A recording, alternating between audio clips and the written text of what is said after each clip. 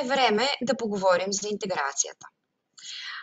Както казахме, интеграцията мина доста бързо и безболезнено, без никакви проблеми от страна на интегратора, както и нашия клиент беше изключително минимално въвлечен в този процес. Защо стана така?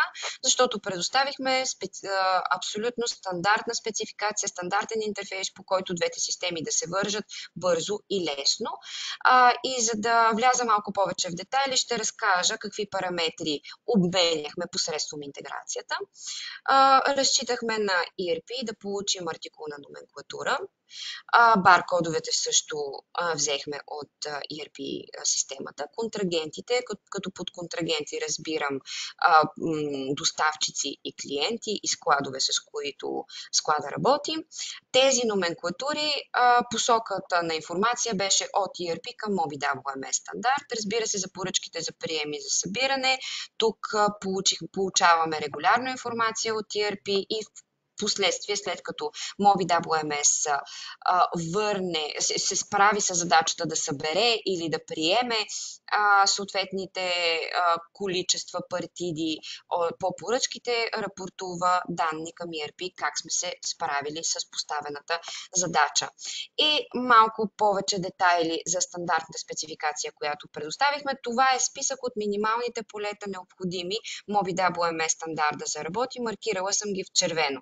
Разбира се, минималното е да получим от ERP продуктов код на артикула и описание. Всички останали детайли, които са необходими да се поддържат в WMS системата, като различни описания, групи, подгрупи, какво се следи на артикула, партида, срок на годност, серия номер, тегла, опаковки, ако не могат да бъдат предоставени от ERP, могат директно да се поддържат в MobiWMS системата.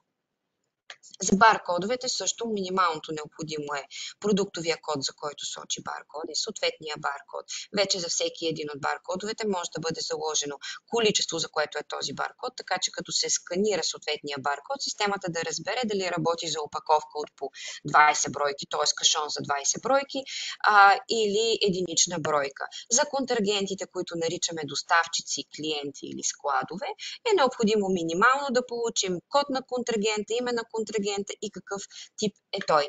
За поръчките за вход, най-общо наречени поръчки за вход.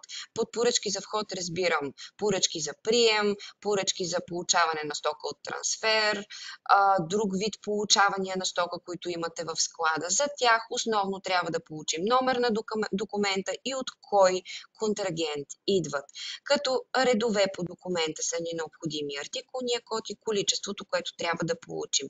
От страна на WMS системата ние ще върнем какво количество от партида и срок на годност или серия номер сме приели, така че ERP системата да осчетоводи приемането и да поддържа реална и актуална информация за приетата стока. За поръчките за изход от склада, пак така общо наречени поръчки за изход, могат да бъдат поръчки за продажба, изход от склада на базата на трансфер или друг вид документ, с който се изписва стока в склада за тях. Трябва да получим номер на документ и контрагента, от който получаваме стока, и за редовете артикулен код, който трябва да изпишем и количество, което трябва да изпишем. MobiWMS получава тази информация като поръчка, обработва я и за всяка една от поръчките за експедиция връща към ERP по кой номер на документ, кой артикул, какво количество, коя партида и срок на годност сме експедирали.